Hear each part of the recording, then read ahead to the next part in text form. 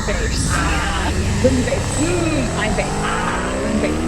Fine face. Good face. Fine face. And it gets your face like warmed up. Super serious. Where nothing fun or funny ever happens. This is a super serious thing. I don't even like dogs. Super serious. Okay. Hey, everybody. Welcome back to another episode of Super Serious Dog Podcast, where we talk about super serious things all the time. Always. Super serious. Always. Like dog farts. Like dog farts. Okay. I have a serious question for you, Courtney. Okay.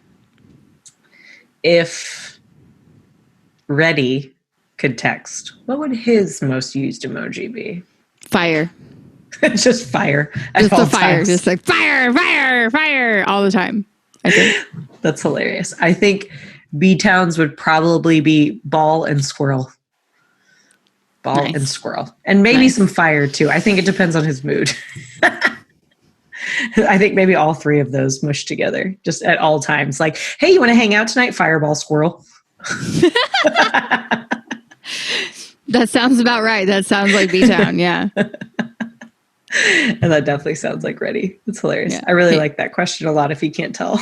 That's a good question. It really like shows some character, Yeah, exactly. especially in like modern social media age, you know, Yes, which we're exactly. in. I know. Speaking of social meds, Ugh. social media Meds. can be a real pain in the ass sometimes. Like in terms of dog training advice and stuff. I mean, I think in a lot of ways it can be, but definitely in the dog training genre, it can be really like maybe inspiring. I know some people get inspired by it, but like I don't think, Overwhelming. I think it's super overwhelming, and the comparison of yourself to other people and your dogs to other people's dogs, and you know your quality of blah blah blah. To somebody else's like, I think it can be super just a lot. Yeah. Whenever I first started my business back in September, way back in the September. way back, I'm a baby business owner here. I remember shortly after, so maybe it was like it wasn't in September anymore, but like somewhere around there. One of my old former coworkers and like friend, she had also started her business in a different city. And I remember at one point, like comparing my social media presence to yours, because you had already built that up over a long time and you're doing all kinds of cool stuff. And then to her, because she started doing videos, which I already had a little bit of like external pressure, like I should be doing that. I should be doing these types of things. This is what I need to do. This is what all good trainers do. That's what I told myself in my head, right? That was the narrative that was governing that thought process. And I remember, telling Lee, like, I'm totally not comparing myself to these people. I'm not comparing myself to Courtney and this person. Like, no, not at all. But I should totally be doing that. And I feel like shit for not. And Lee was like, you're comparing yourself. Like, stop it. Stop. Like, do it or don't. But don't worry about what they're doing because that has nothing to do with you and your business. Like, and and I think that happens to a lot of people. And especially like as a person who maybe is dealing with like big struggles, like maybe they have a problem dog, like they're probably intimidated to go talk to a trainer sometimes because like how do you ask for help? Like that's hard to do. Yeah, I mean, I've had clients, you know, tell me later that they were intimidated by the fact that I had, you know, all the off-leash hiking dogs or whatever, and that, you know, their problems, they seemed so embarrassing and they didn't want to talk about it. And they were like, it's probably me. It's probably my fault. And it's like, well, yeah, yes, you are a factor in the equation, but like, you're not a bad person. I mean, you have a dog. Like, let's just work with it. Like, don't compare yourself to other people's journeys, which is so much easier to say than to believe, because like, it's so weird for me to hear like you tell me that you were comparing yourself to my social media, because I compare myself to other people's social media and think mine is crap. So like, it's such a funny, like, you know, trickle down effect. And it's, you know, Lee is right. Like, it doesn't matter what I'm doing. It doesn't matter what, you know, Joe Schmo is doing or the best dog trainer in the world is doing or whatever. Because they're doing what they feel like doing. So if they feel like buying $600 cameras and all the cool things and all the cool gear for their dogs and making the flashy cool stuff that you think is cooler than your stuff, like, good for them, is what I try to tell myself. Yeah. You know, I think that's a big pressure that pushes people into getting training, which is good, right? Because they walk down the hall of their apartment complex and they see somebody with their off-leash, super friendly dog, and they have a reactive dog, or they just have one that never comes back when it called, even if it's friendly, or stuff like that. And so that's like the IRL comparison, like, well, I want my dog to be able to do that. That's cool. But now you add social media into that mix, and now all of a sudden you're seeing tons of people like go out to parks and go to the Zilker Kite Festival with their dog, and always at restaurants and go to Yard Bar, and like all these cool places that you're allowed to bring dogs, and their dogs being well behaved for that super tiny snippet. What they don't see is like 2 seconds later, their dog barked their head off at another dog who barked their head off too, because they just edited it or cut that off or stopped filming beforehand or whatever. And obviously, I think a lot of people know at this point that like that's social media in a nutshell, that it's not a real representation of anybody, no matter what.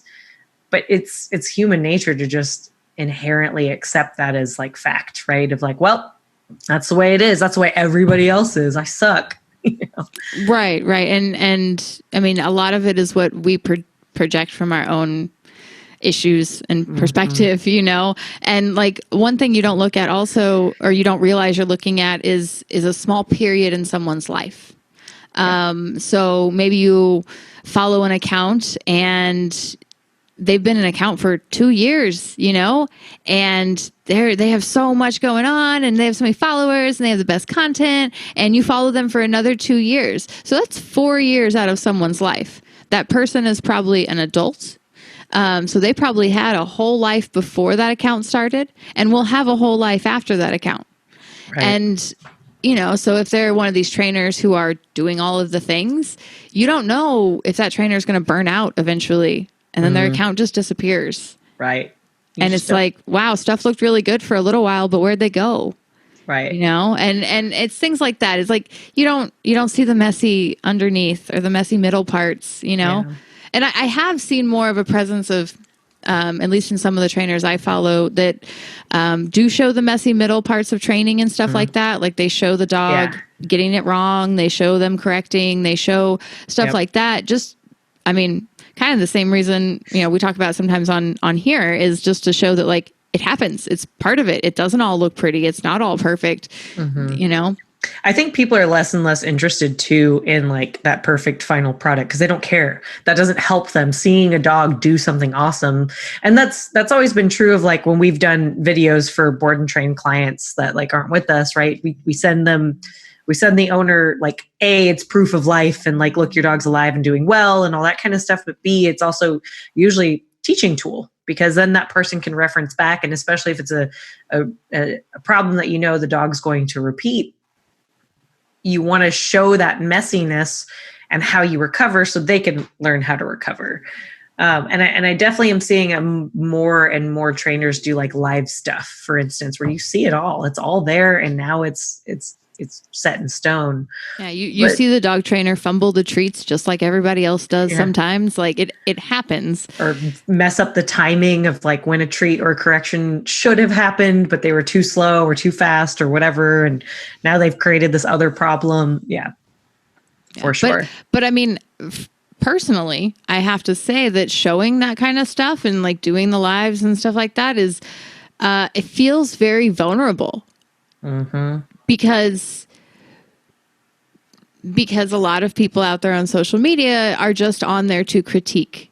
And, you know, you mess up once or twice and they see that as an area to point the finger, and, you know, screenshot it. You know, screenshots are really big now, and, you know, showing like, oh, look, they stepped on the dog's foot. They're abusing it, you know, and it like, you misstepped, you fell or whatever.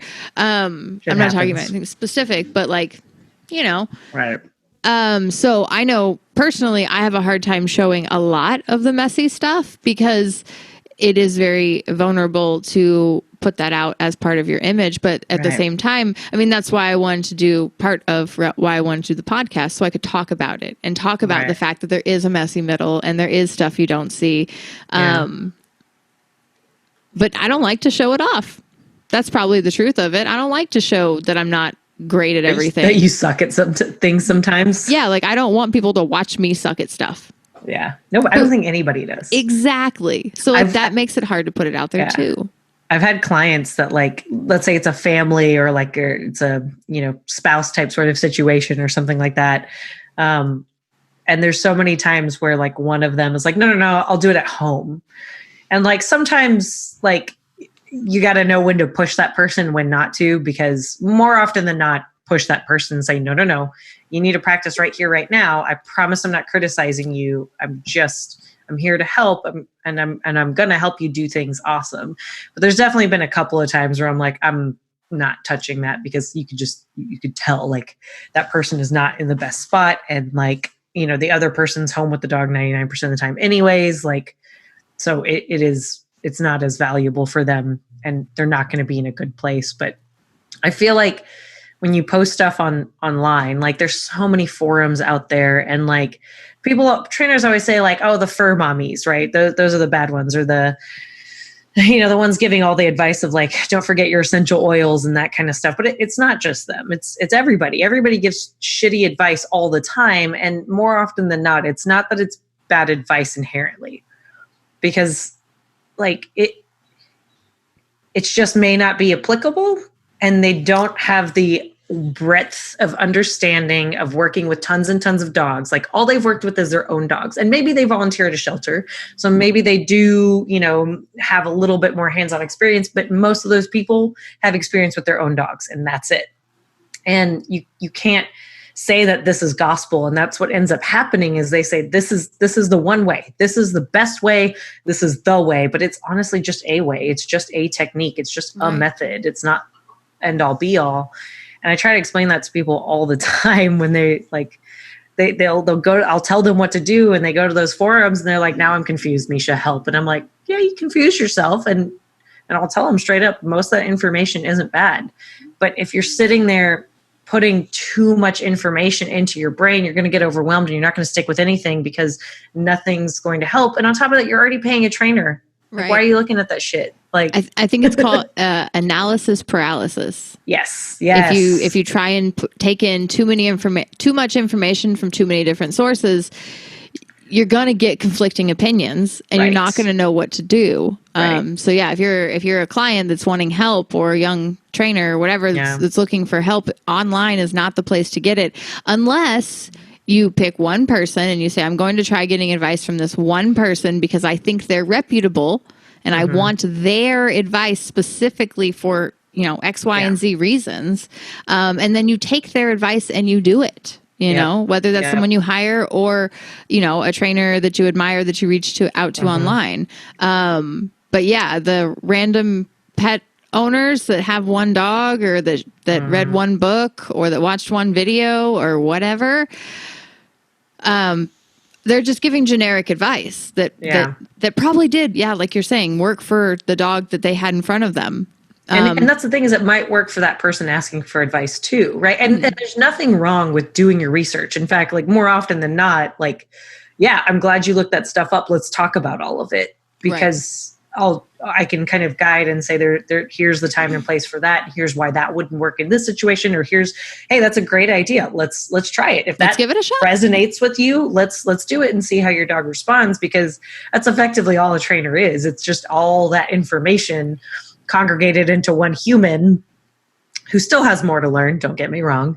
Everybody always has more to learn. There's always ways to improve, but we know how to experiment, and we know when to go, this isn't working, and throw in the towel. But more often than not, most people, they'll do one or two things from that list and go, well, this is useless, right? Or they won't know how far to go, because that piece of advice is only for the beginning part of that whole process that takes tons and tons of steps. Or it's super vague, like build confidence. Yeah. Like what does that mean? Or improve your relationship. Right. Like that is such a vague piece of advice. Like, oh, okay.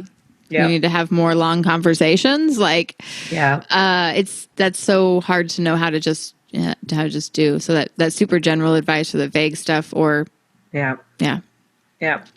And like I said, do your research for sure. Or, read your books and definitely participate. But know that it doesn't all apply to your dog. And that everything should be taken with a grain of salt and especially I feel so bad when people ask for first-time dog owners that are just like, I don't know what human foods are okay to give dogs. And on top of that, my dog seems nervous, right? And on top of that, my dog seems really nervous. And I think there's a storm coming. And I feel so bad for those people because they just get inundated with too much information. And really, they should just go hire a trainer right away. Mm-hmm. Or subscribe to like a video, like on YouTube, there's lots of dog university type sort of stuff and series that you can pay for that are like $20 and you get like a whole program or whatever. And then I also feel the worst for people with like aggressive and reactive dogs. I'm part of a reactive and aggressive dog support group. And so I like that a little bit better because a lot of times it's just people venting and like sharing their stories. And then sometimes advice will come up, but more often than not, it's just, I need to talk to people who understand what I'm going through because for the nth time, my stupid neighbor let their dogs run up to my dog and I don't know how many times I can tell them to stop it, and so I can appreciate that because we all need people in our tribe. We all need people who can understand. Misery loves company. Yes, it does. So, yeah. But it also feels better to not be alone because those people are probably super duper embarrassed 99% of the time. And they're probably always worried when they walk their dog of like, oh God, here comes this one dog that I see all the time. I hope they don't think I'm an idiot. I hope they don't think I'm a terrible dog owner. Because people make assumptions all the time. All the damn time. Yeah. So yeah, I think the internet in general just brings up a lot of anxiety for, lots of people, I'm sure. Yeah. Just because there's so many people out there just spouting information, and some of it's really good, and there are some really great gems in there, but it's hard to know what you're looking for, what you're looking at, and not get caught up in comparing yourself to everyone. Right. Yeah. That's the crux. You're not even on Facebook anymore. Nope. I got off because I felt myself thinking about it too much. And I'd get on and I'd sit there for way longer than I wanted to looking at stuff that did not actually matter at all in my day or life. And it's designed to keep you on there. It's designed for you to keep looking. And I felt myself doing that and it was really frustrating and it was a time suck. And I was like, man, I could be training dogs or like putting more effort into my business or, taking care of myself or cleaning my house or like a billion other things. And, as someone who plays Animal Crossing and is on a lot of social media, I don't know what you're talking about of things that make you want to stay in the things that are designed to keep you there for really long periods of time. I have no idea what you're talking about.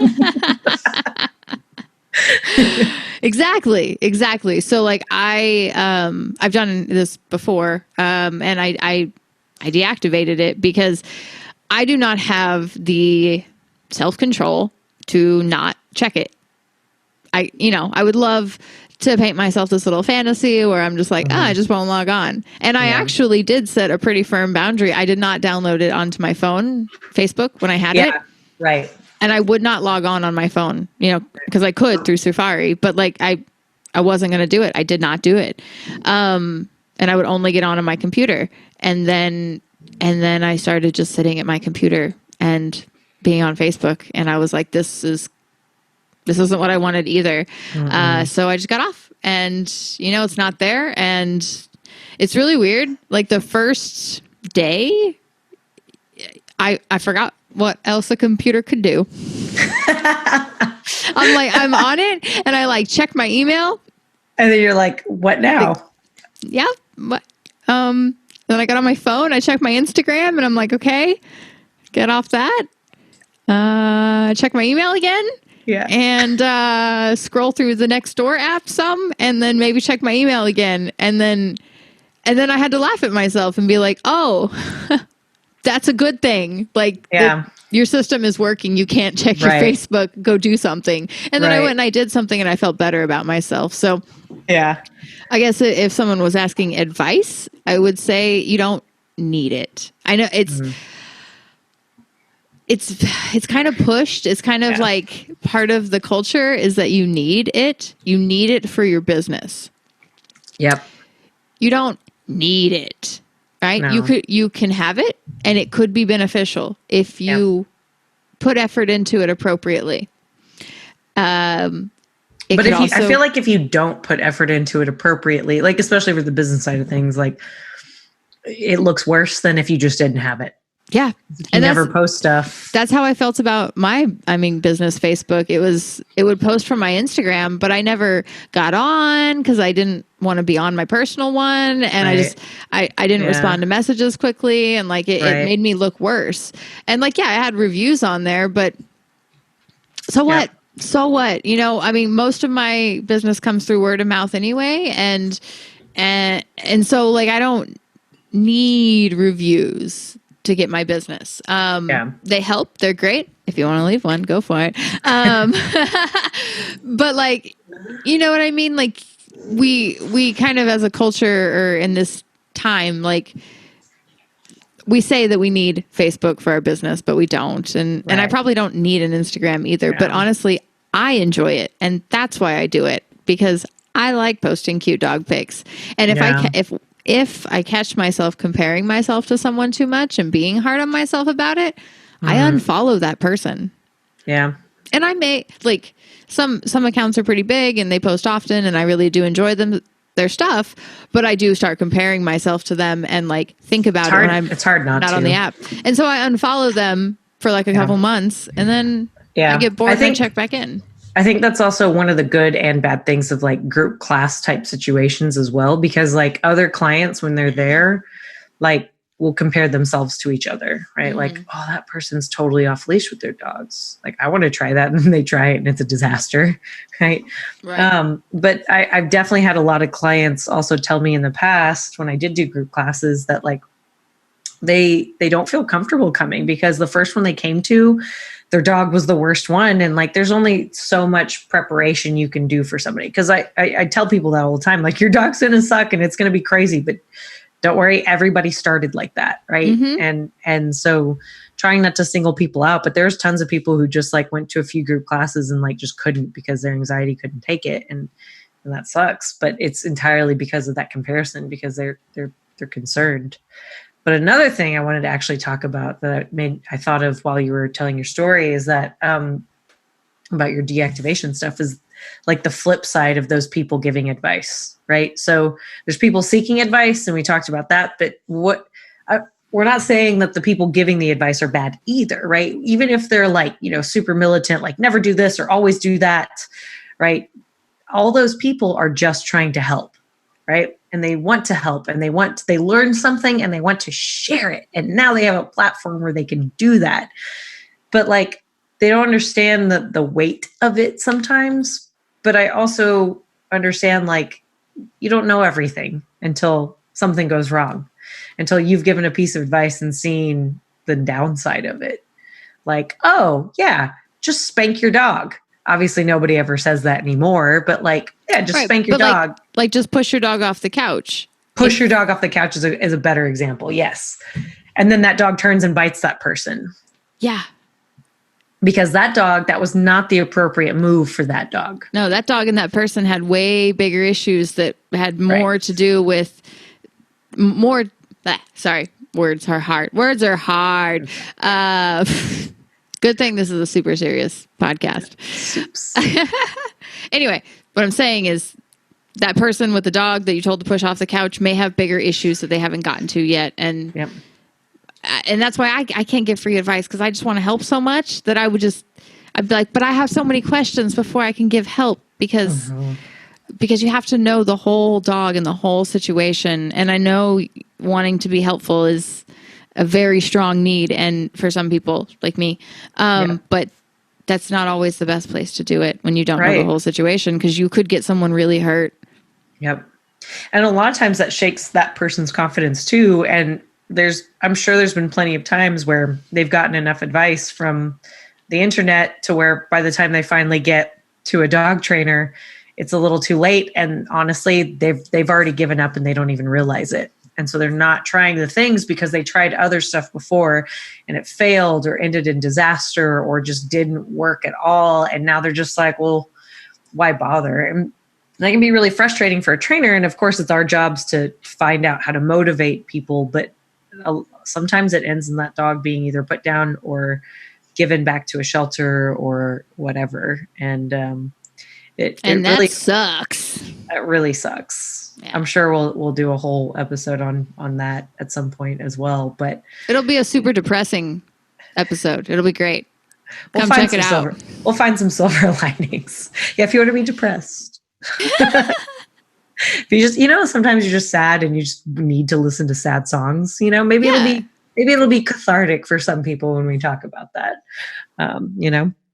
But it can be really dangerous to give people advice at times, even though it's coming from a good place. And one could argue, well, it's the listeners or the reader's responsibility to, pick and choose what works well for them. But how do you pick and choose when you don't know anything? And when you're sitting there comparing yourself to everybody and you just so desperately want to take your dog to the park and hope for the best and, bright-eyed and bushy-tailed and all that fun stuff. Some people also just really like drama too. No way. People like drama? Yeah, just like Facebook. Weird. Just like this guy right here. Look at him just rolling and polling. I think he needs to poop. I literally audibly heard him fart earlier, and I haven't heard that from him in a long time. What? Oh, are you serious, boy? Are you a serious boy? Oh, I think he wants to go outside and run around the backyard. Oh, Yeah, probably. we still have more time. He's gonna boof at me, but I'm just gonna. You can just boof at me later. Did you hear that? I did. You created a monster, huh? Sometimes I actually inadvertently taught him to make those noises because it was so cute. He used to be the most silent, most like whoever had him before me. I got him when he was like 5-ish. I honestly think he was closer to 3 when I got him, but he just had bad teeth. So they probably assumed he was like 5 years old. But I think the person who had him before did a decent job of like boundaries and rules. But for the most part, he was just like a yard dog that would come in at night and just kind of left to his own devices, that kind of thing. And, but he was very like afraid of making the wrong choice. So I think they probably used a lot of force and like, spanking and that kind of dumb stuff. But, he wasn't ever very vocal or anything like that. And, sometimes he would get really hungry. He'd make like one little, and we'd like make a big deal out of it. But the biggest time that he would do it was after a yawn. He'd like yawn and be like, yawn. Oh, and me and Lee would make such a big deal out of it. And be like, oh, that was so cute. Ah! And go crazy, give him lots of love. So the more he yawned, the more noises he started to make. And then that kind of transpired into other noises, like when he wants things. And it's really, really funny to watch it now because like Rocky will want to cuddle with me on the couch. But like maybe there's not a path or B-Town's in the way or something like that. And Rocky will groan and boof at Lee to fix it because Lee is the one who always addresses it. He's always the one who's like, okay, well, let me let you out or do whatever, or let me do this and that. Oh, you're hungry. Oh, this, oh, that. Okay. Whereas me, I'm a fucking dog trainer. So I just ignore it. Ignore you. I'm going to ignore it until I'm ready. Right. Right. And it's not like I'm potty training. Like I don't need him to tell me when to go and that kind of stuff. It's really, really funny. But, how dare I listen to my dog or how dare I ignore my dog? That's basically the both advice. If I posted my story on social media, that's what I would get if I was in a dog forum was like, how dare you and how dare you? Yes, you would get people up in arms on both sides because you're not going to get the answer right. You're going to offend someone. You're going to upset someone. You're going to look dumb. You're going to look like a genius. It's all going to happen. So just do whatever you feel like doing. The worst part is that like the people who offend the most get the most attention, because that's the algorithm is specifically designed on Facebook and other things like that to give you stuff that's going to get a reaction of some kind. Usually that's a negative reaction. And then on top of that, like look at the news, look at any news channel whatsoever. It's rarely good news. That's why I hate the news. I can't stand it because it's all just fear mongering and BS and stuff like that. And it's the same way with like dog stuff. It doesn't really matter what your intentions are. And I hate seeing like that the people who make the biggest waves and get the most attention are usually the ones not actually training dogs. They're usually the ones spending more time harassing other trainers and leaving negative reviews and, inciting, basically chaos essentially, and trying to like rile people up to do their bidding. And they're always the ones, it reminds me so much of Joe Exotic and Tiger King and all that stuff sometimes. Yep. Yeah. Remember that guy who used to harass us at our previous company? Yep. I do. Remember that guy who videotaped you looking for an error? I do. Yeah. A creepy guy who enjoyed harassing our company sat and recorded an entire group class from a distance. He didn't have any dogs with him. I thought he was a friend of like somebody in group class, and because people brought their friends to group class all the time to show off, like, look what my dog can do. It can be in this group class, because sometimes those classes would get really big. So I assumed he was just like a friend. But then I noticed that nobody went and talked to him on the breaks. And so like towards the end of class, I kind of gathered everyone around and I was like, hey, so that guy over there, is he with any of y'all? And they were all like, no. And then I realized who he looked like, which is the person that had been harassing the company. And I was like, oh, wow. Fortunately, that guy doesn't live here anymore. I think he moved away or something and like that. neither of us are with that company. So not a concern of ours. But yeah, I guess maybe I'm a little more sensitive to it because of stuff like that, because I have, dealt with being harassed and having people, comb over what you do with a fine-tooth comb, waiting for you to make any kind of mistake. Yep. And sometimes it feels like that, even though that's not the intent or that's not even the situation you're in. Okay, but that was that guy's intent. That guy's intent, for sure. I know what you mean. A lot of time it's not people's intent.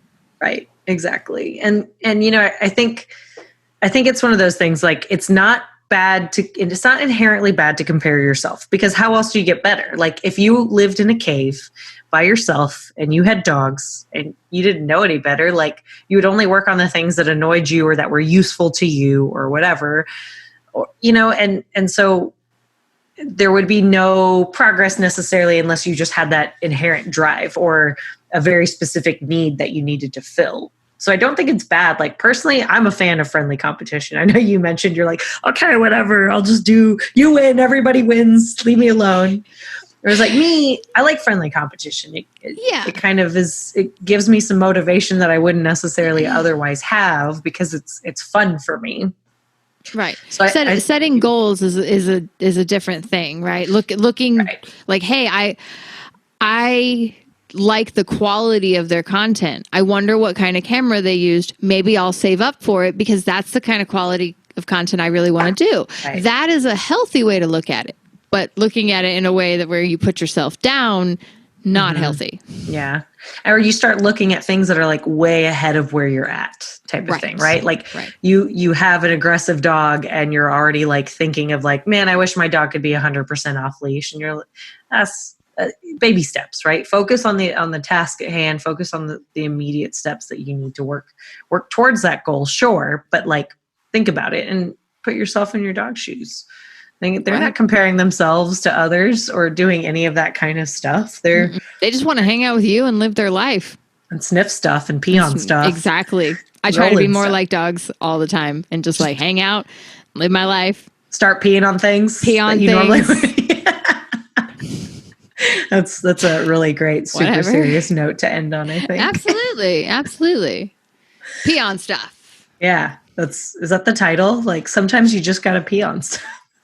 I'm writing it down. It's happening.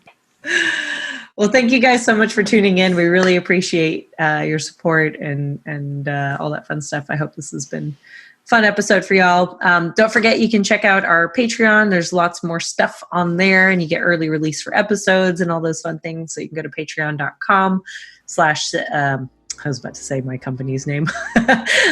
Patreon.com/Super Serious Dog Podcast. And you can also send us your questions. We'll answer them on air. Super Serious Dog Podcast @gmail.com. Super serious. Super serious. Do we always do this every time? Basically.